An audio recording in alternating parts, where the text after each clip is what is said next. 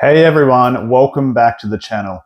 Well, Prismatic Evolutions keeps heating up with more special illustration rares revealed. What a set this is panning out to be. But has anyone noticed perhaps some similarities to Crown Zenith here? And a couple of things. First of all, Crown Zenith was released January 2023, and exactly 2 years later, Prismatic Evolutions released January 2025. Both holiday sets, and both with a real emphasis on a huge amount of special illustration rares, or in Crown Zenith's case, a huge amount of alternate arts plus the big Galarian gallery. Now, there could well be a few differences between these two sets. The other thing I wanted to mention that seems to be a little bit of a similarity between them is the release schedule. So Crown Zenith, in case you've been living under a rock or you've just got into the hobby, or maybe you've tuned into the hobby around 151 time like a lot of people have, Crown Zenith, it had a real staggered release schedule. And, Elite Trainer boxes are still readily available for Crown Zenith. It probably wasn't as hot an item when it was launched as what Prismatic Evolutions was, but it seems we're getting a bit of a staggered release when it comes to Prismatic Evolutions. So, Elite Trainer boxes straight out of the gate, but doesn't look like we're getting things like booster bundles until March next year, March 2025. So a bit of a staggered release for Prismatic Evolutions. But onto the nice side of it, the new special illustration rares and what this could mean in terms of investment opportunity for Pokemon investors and collectors alike if they want to put some sealed product or some singles away. Now, as I would expect, actually, let's get into the investing talk in a second. Let's have a look at some of the cards that have been released. First off, I just wanted to talk about the Iron Valiant that's been released. This is another similarity to Crown Zenith. Looks eerily like the Deoxys from the Crown Zenith's Galarian Gallery in there. The next one I want to show you, the Roaring Moon that's been released. I actually think I prefer this Roaring Moon card to the one that was in Paradox Rift. Both are actually really nice cards. I really like the one out of Paradox Rift. I really like that dragon type Pokemon. It's Rayquaza's. In case you haven't been tuning into the channel, a couple of my favorite Pokemon, Rayquaza, Dragonite from Gen 1. I really like that dragon type. Maybe it's that typical boy, coming out of me, so to speak. Raging Bolt gets a really nice special illustration rare in here. Really nice, cute little card there. Meowth is cool. And the main one, of course, we've got some high resolution images of the evolutions out now. Now, interestingly, I don't know about you guys and girls, the few that watch, I think the 3 or 4% that watch. I don't know about you guys and girls, but some of these evolutions don't really do it for me. And I think this was one of the things people were maybe a tad scared about from Prismatic Evolutions. We were told that it'll have Eevee and the Terra type evolutions, and we're a bit scared that maybe they'll look a bit gimmicky, as a few of these Terra type cards have throughout the Scarlet and Violet era. And I think maybe the most gimmicky looking one of the first 3 evolutions, the Jolteon, the Vaporeon, and the Flareon. The great thing is, though, the Umbreon, they've absolutely hit the nail on the head in this one. If there's the best looking evolution card, it is the Umbreon. It would be such a shame if that was a poor looking card, but they've absolutely nailed it with this Umbreon, in my opinion. Is it as nice as the Umbreon VMAX from Evolving Skies? Probably not, but I think it's the nicest out of the evolutions throughout Prismatic Evolutions. Now, with all that in mind, what does all this mean from an investment standpoint? We know how quickly product's been eaten up. Like, it's just gone absolutely bonkers. And I can see this set, setting the standard for the year to come, and perhaps setting the standard for the whole era. I think a lot of collectors and investors alike, particularly around that investing space, have been crying out for, a crazy good set.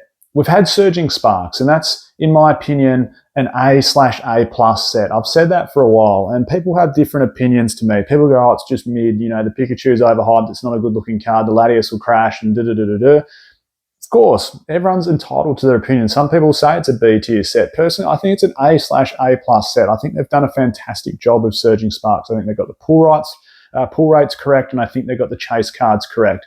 And I think it'll go down as, depending on the year to come, of course, one of the best sets of Scarlet and Violet era. But collectors and investors alike have still been screaming out for that, that next Evolving Skies. And of course, Evolving Skies, which was made up of 3 Japanese sets, and that's what people need to remember.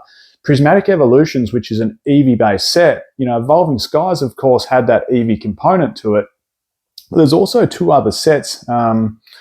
Towering, and Blue Sky Stream, you know, with the Rayquaza and the dragons inside it. So, you know, there was 3 parts to Evolving Skies. It wasn't just evolutions. The evolutions killed it, obviously, with the Umbreon and Glaceon and Leafeon, etc. But we also had 2 Rayquazas, a VMAX Old Art and a regular V Old Art, plus we had the Dragonite Old Art. So the fact that you had those other sets combined with Evolving Skies really added some extra weight to it. So I guess if we're thinking, you know, will this be Evolving Skies 2.0, which is what a lot of people are sort of speculating, I mean, only time will tell. And I think one of those things that will come into play is perhaps pull rates. You've got to remember, Umbreon has a pull rate in like 1 in 1,500 to 1 in 2,000 packs. You know, depending on who you talk to, depending on how many, you know, the size of the data set of people that have opened cards. Now, let's work on that for a second. So there's 32 individual SIRs inside the new Prismatic Evolutions. Let's say it has the same pull rates as Paldean Fates. SIRs in Paldean Fates this is for any SIR, not a specific SIR. Any SIR is 1 in 58. So let's say it has the same. You open 58 packs of Prismatic Evolutions and you're going to pull yourself, you know, a special illustration rare. I can't see it being much better than that. Maybe it could be a touch better. Maybe it could be a touch worse. But let's just work off 1 in 58. 58 times 32 when I went to school is 1,856. That's going to put this Umbreon, if it falls into that category in terms of pull rates, in the same sort of difficulty as a pull as Umbreon VMAX from Evolving Skies. Now, I think if that happens, if it happens, it's really going to project this set into the absolute stratosphere in terms of singles pricing. There's a real correlation between singles pricing and sealed pricing. And for my money, I think as good a set as Crown Zenith is, and as fun a set it is to open, and as good a homage it is to the whole Galarian era and the whole Sword and Shield era, there's just not a super expensive chase card inside there. Yes, it's heaps of fun. You can pull yourself some really nice chase cards. The gold Giratina is awesome. The gold, you know, Dialga and Arceus and how it all links in together. It's a phenomenal set. I'm not bagging out the set in any way, shape or form. Like it's an A+ verging on an S tier set, but definitely an A+ set. And but I just think that, you know, where's that big money chase? And if Prismatic Evolutions has the big money chases, let's talk maybe the Umbreon. You know, even if some of those individual, you know, Roaring Moon and Raging Bolt and Iron Valiant, even if these are, you know, 1 in 1,856 packs for argument's sake, what's to say they're not going to come out the gate at, you know, 60, 70, 80 US dollar cards? And then what if Umbreon absolutely shoots out of the gate at a super high price? What happens when you get that is it puts this upward pressure on sealed price to sort of align itself with the value of the singles that you can pull out of it. Like, one of the reasons that a set like, well, let's talk through a little scenario here, right? So one of the reasons Evolving Skies booster box price is so high is because there's a direct correlation between the price of the singles that you can possibly pull inside there. Do you think an Evolving Skies booster box would be worth anywhere near what it is if the singles were worth next to nothing or there's nothing to chase inside it? The answer is going to be no. And the only time that can flip itself on its head a tiny bit is on a set like Rebel Clash when, you know, the box is underprinted and it's low volume and it's pretty scarce as a sealed product, and then it becomes a collectible in its own right. Its value isn't based on what you can pull from the box. Its value is based in itself being a, you know, an individual sealed collection piece. If you get it both right, supply drying up of Evolving Skies making them scarce, plus the expected value or the potential of pulling a super strong chase card from the box, that's when you get prices jump into the stratosphere like's happened with Evolving Skies. Now, this could come into effect with Prismatic Evolutions, and I think we're already starting to see it. You know, we're already starting to see Elite Trainer boxes, you know, Pokemon Center Elite Trainer boxes in particular, going for like 2x, 3 times recommended retail price just because of, you know, this assumption of how good the set's going to be. And of course, the set's not even out yet. So let's make that premise. We don't know pull rates. You know, we don't know what prices are going to be as they come out of the gate as raw singles. We don't know how they're going to grade. We don't know what print quality is going to be like. So, you know, is a PSA 10 going to be the new 2.0 Scarlet and Violet Moonbreon? You know, is that going to be a 20% chance of receiving a 10? Is it going to be a 50% chance? Or is it going to be like a 66% chance like Evolving Skies Moonbreon? That's why the Moonbryon from Evolving Skies, the difference between a raw price and a PSA 10 price is so small, because it's like 66% conversion rate into a PSA 10. Whereas Magikarp from Paldea Evolve is like 23% conversion rate from raw to PSA 10, hence the massive discrepancy in price. Gone down a different tangent there. But you get my point. What I'm getting at is we don't know yet. The set isn't even out. So all of this is really just pure speculation. But it's really good to talk about. It's really exciting for collectors and investors alike that we've got such a strong looking set coming out on the back of what was, in my opinion, already an A/A+ set in Surging Sparks. This is what feels like full steam ahead for the Pokemon Company and Nintendo in these new Pokemon card sets. This will be one hell of a hot set, a hot product.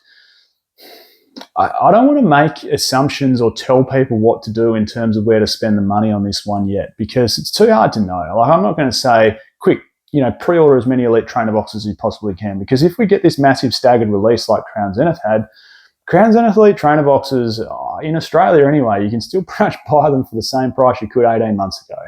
So, they haven't really jumped up in price per se. That's the difference. There's some similarities to Crown Zenith. That's the difference I really wanted to drill home, that if we get some really tough pull rates, not only do we have Master Ball reverse holos, which are going to add heaps of weight to the set, like massive amounts of weights. We know what they've done for Scarlet and Violet's Japanese counterpart with 151. But if we get tough pull rates on some of these special illustration rares, particularly the whole Evolution line and that Umbreon being, in my opinion, the nicest looking one, this could just go absolutely bonkers in terms of total set value. And we know the relationship, if you've watched the channel for a while, we know the relationship between the top 10 hits and sealed pricing, and in particular total set price and sealed pricing. And if total set price encompasses 32 SIRs that are incredibly difficult to pull, including all of the Evolutions inside there, plus some nice trainers, plus Master Ball reverse holos, which we also don't know the pull rates on, total set value could be absolutely through the roof here. Keep in mind, Evolving Skies has a total set value of about $3,400. The next best set from the whole of Sword and Shield was Chilling Reign, which has like a total set value of about $1,300. So this could be absolutely bonkers of a set, and I'm super, super keen to see how it plays out. Personally, I've pre-ordered a lot of Elite Trainer boxes. There's no time frame on it for me, and it doesn't matter. Like, I'm happy with the price that I've pre-ordered them at. I'm happy to sit on them for 5 years or 10 years and let them appreciate in value. I think even getting collection boxes and pulling out individual packs of Prismatic Evolutions will be good. They'll be every bit as good as 151. If you can stack up individual packs of 151 and stack up individual packs of Prismatic Evolutions, you're going to be sitting on a gold mine in 5 or 10 years' time. I'm Michael. This is PokeOz. Super excited for this set, and I'll catch everyone next time.